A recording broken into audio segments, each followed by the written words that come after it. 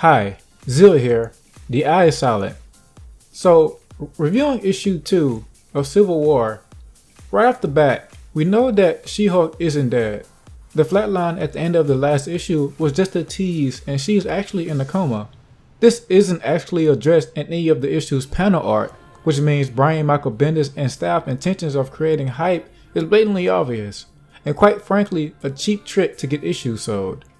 I say this because taking the time out to actually draw out the panels of what seems to be She-Hulk dying and what seems like to be She-Hulk saying her last dying words to Carol, Captain Marvel, is perfectly done for a reason, and that is to get people hype and sell comics the cheap way. My first thoughts right off the bat after reading the recap of issue 1 was that the story is already in jeopardy and the substance is lacking. Quite frankly, I'm worried. But enough of my small rant for now. Let's get into issue 2. We left off with Tony Stark on his way to New Attilan, home of the Inhumans, to what was assumed to kidnap Ulysses. And that seems to be the case on the account Tony is staking out the place and his stealth mode. On a side note, Johnny Storm is with the Inhumans now? This is surely a power play to snuff out Fantastic Four from the all-new Marvel completely.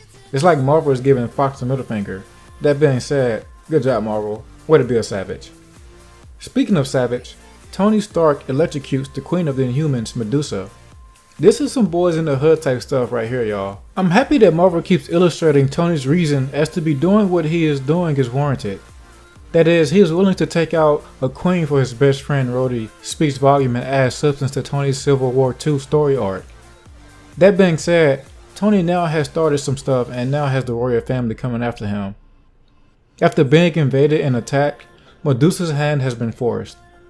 After arriving at Stark Tower and having a few choice words with Friday, Kornick is ready to take down Stark Tower if he can't take down Tony himself. Fortunately, he is stopped by members of the Ultimates, Avengers, and S.H.I.E.L.D. Here we have Carol pleading to Medusa to give her more time to talk some sense into Tony. We cut to the next page of Ulysses waking up with Tony all up in his grill screaming at him that his best friend is dead because of him. Not knowing what else to say in response, Ulysses only apologizes and claims that he doesn't even know who Tony is referring to. Tony doesn't care if Ulysses is sorry or not. He knows that ultimately, Ulysses isn't a problem. The problem is the abuse of his powers from others who are looking to manipulate the future, for good or for bad.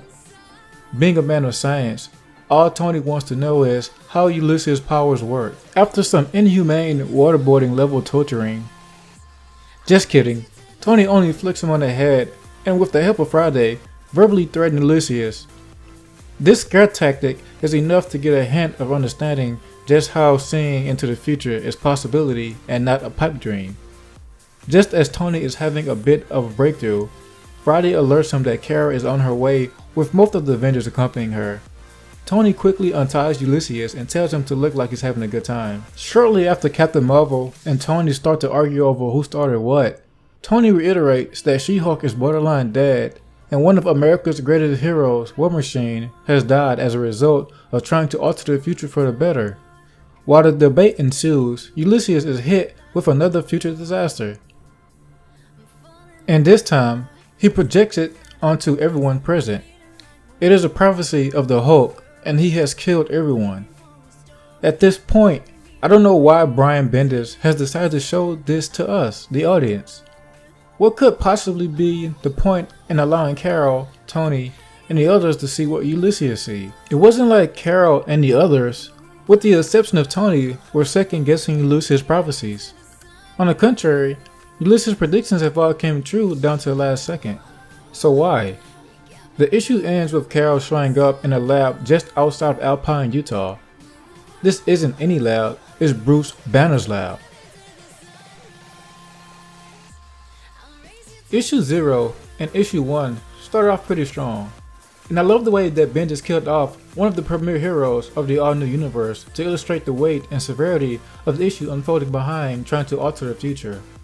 That being said, no one would have known that there were not actually 2 casualties, but only 1. The flatlining She-Hulk panel was just to add empty hype to the end of issue 1 and to make sure issue 2 sold more copies in my opinion. You will need to have actually read the recap at the beginning of issue 2 to know that She-Hulk wasn't actually dead. As I stated before, this worries me. It seems that Marvel is not relying on the story to carry the success for this series, but the comic equivalent to cheap horror film jump scares to get the reader caught up in the moment instead. I also don't get where the actual divide between the heroes is coming. As it seems now, Tony is the only objection to preventing disasters before they happen. And let's not get it confused. There seems to be some talk amongst the readers that Ulysses' visions are maybe it could happen type of thing. As far as I know and what Marvel has shown us, Ulysses' powers to see the future disasters are absolute. There is no if or maybe it would happen. It's a when it would happen. This is also why I am Team Captain Marvel as well. What if Carol and crew hadn't showed up to confront Thanos? A lot more would have died because of it. What if the entire all-new universe hadn't showed up to stop the Galactic Invaders in issue 1? It was clear that the Avengers were going to be defeated. So why would the Hulk killing everyone be a maybe it could happen thing? What could still cause readers to doubt Ulysses' visions? With that being said, I rate this a 6 out of 10. Not as good as the first issue for sure. However, I am curious to see where the story is heading from here. With that being said, guys, this is my review and thoughts on issue 2 of the Civil War 2. Please comment, rate, and subscribe, and leave a comment to see how you guys like, where the story is heading so far. Peace. Zeal out.